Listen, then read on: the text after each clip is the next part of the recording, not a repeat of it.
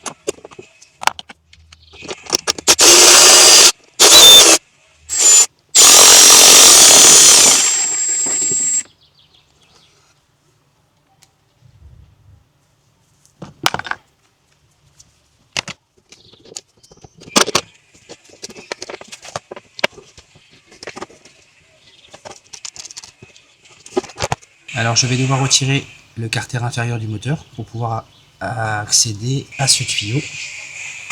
Là on ne voit pas mais il y a un collier. Donc je vais retirer ce collier pour pouvoir vidanger donc le système de refroidissement. Voilà, le carter inférieur a été retiré et maintenant on va pouvoir venir vidanger notre système de refroidissement en démontant cette durite et ce collier et en laissant le tout couler dans notre bac.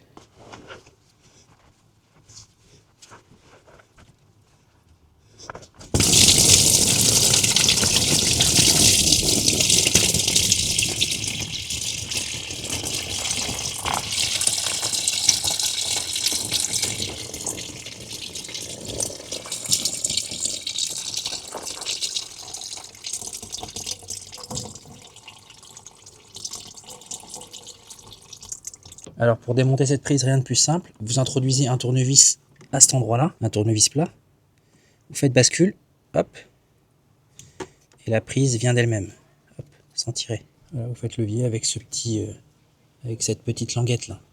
Ensuite, on va retirer ce collier là. Voilà, alors là j'ai retiré cette durite avec la petite vis qui est là. Et après de l'autre côté, il y a juste à déboîter en fait. Hein.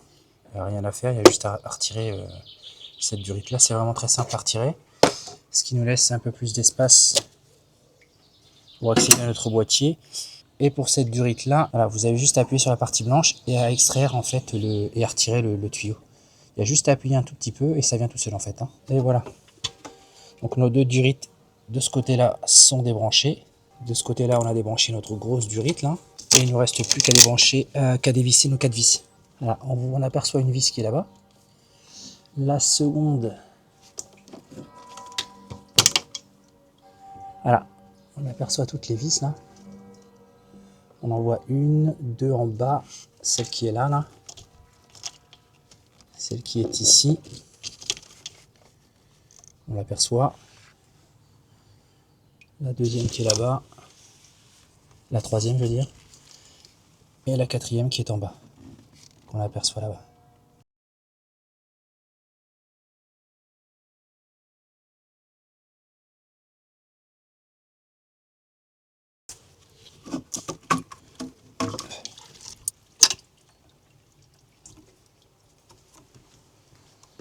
Voilà.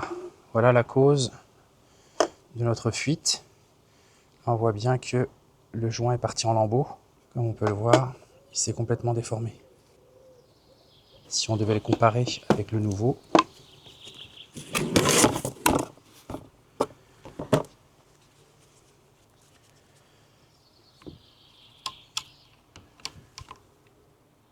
voilà le nouveau joint et l'ancien joint. Donc là on voit bien qu'il est complètement destroy. Ça explique bien la fuite qu'on avait au niveau de son attache sur le bloc moteur. Voilà, donc on compare bien les deux pièces avant leur montage. On vérifie bien qu'il s'agit donc de la même pièce. En l'occurrence, celui-ci n'était pas fourni avec les vis, donc on va conserver les vis, on va les nettoyer. Et puis donc on vérifie bien les attaches, etc. Donc là, on a le capteur de température qui est remplaçable lui aussi, avec la petite attache qui est là. On va remettre tout ça en lieu et place. Et puis ça va être bon.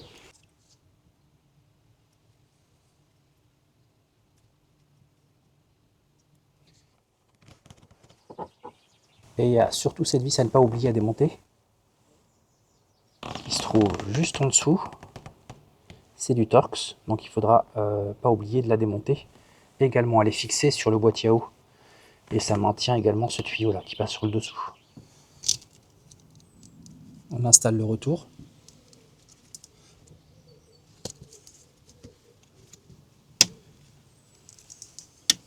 Et là, on a tout remis. Le boîtier d'eau a donc été remis, les durites également.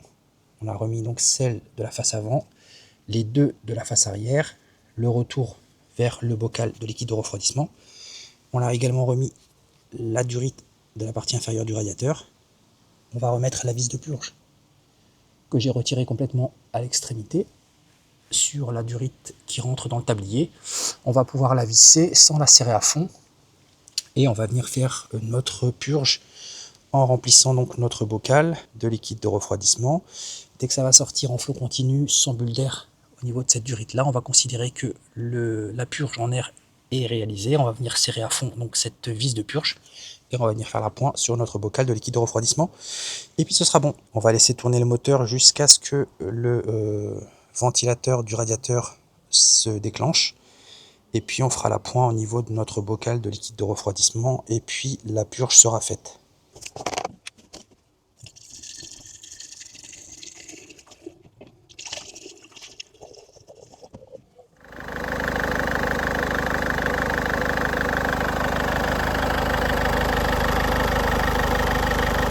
Voilà, comme on peut le voir, il n'y a absolument plus de voyant d'affiché concernant le problème de liquide de refroidissement. Le problème est donc réglé définitivement.